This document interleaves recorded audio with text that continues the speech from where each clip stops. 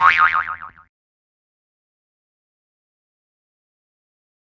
phénomène exceptionnel de neige importante, les voies sont gelées en surface. Au moment où elles dégèlent, la portance des routes est moindre et l'eau ne peut pas s'évaporer. Et à ce moment-là, ça se fragmente et ça s'effondre. Pour éviter les dégradations que l'on peut constater actuellement et qui certainement seront évolutives au fil des jours de la semaine, nous avons pris un arrêté donc, de barrière de dégel avec deux tonnages. Un tonnage à 7,5 tonnes qui est en corrélation avec le département et un tonnage à 3,5 tonnes qui est pour protéger le cœur de ville et le quartier de Loumou qui a été refait en 2011. Bien sûr, il y a toujours des exceptions parce qu'il y a des dérogations qui sont obligatoires, dirais-je, par rapport au département pour qu'il y ait une continuité du service public.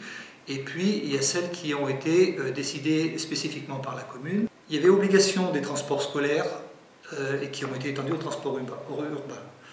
Pour ce faire, nous avons travaillé avec les sociétés de transport et nous avons établi un réseau complet sur Angoulême. Nous sommes à pleine fréquence pour les entrées et sorties scolaires, c'est-à-dire 7h, 9h et 16h, 18h le soir.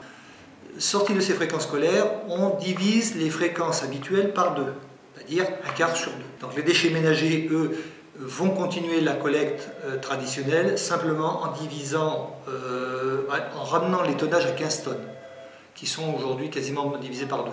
On est parti pour une durée de 10 jours. Si les conditions atmosphériques s'améliorent, si les routes résistent plus que l'on pourrait penser, on est susceptible de réduire la durée. Il y a une cellule de crise qui se réunit tous les jours et les décisions sont prises à ce moment-là. Alors, en complément des barrières de dégel, nous mettons en place des équipes de patrouilleurs qui vérifient quotidiennement les voies qui sont concernées par les dérogations principalement. Tout contrevenant ne respectant pas les arrêtés de barrières de dégel, aujourd'hui c'est 135 € d'amende, mais aussi de se voir les véhicules immobilisés.